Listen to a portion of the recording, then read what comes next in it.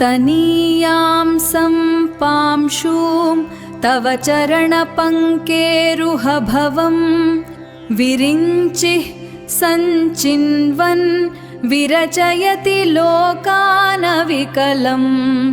वहत्येनं शौरिः कथमपि सहस्रेण शिरसां हरः संक्षुभ्यैनं भजति भासितोऽधुलनविधिम्।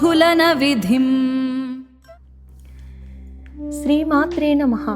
సృష్టికి మూలం సృష్టికర్త అయిన బ్రహ్మదేవుడు సాక్షాత్తు శ్రీరంగనాథుని పాదపద్మముల నుండి వచ్చిన ఆ పాదుకల ధూళిని రజస్సుని గ్రహిస్తాడు. ఆ పాదుకా ధూళిలోని దైవత్వాన్ని తన సృష్టికి మూలశక్తిగా భావించి దానితోనే ఈ విశ్వాన్ని నిర్మిస్తాడు. శ్రీహరి పాదుకల మహిమను బాగా ఎరిగినవాడు కాబట్టి ఆయన తన అనంతుడనే 1000 తలల స్వరూపంతో ఆ పాదుకా ధూళిని ఎంతో భక్తితో గర్వంగా తన శిరస్సుపై మోస్తున్నాడు. పరమశివుడు ఆ పాదుకా ధూళిని సాధారణ ధూళిగా చూడడు.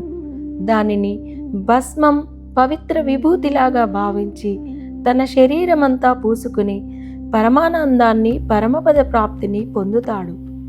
శ్రీమాత్రే నమః.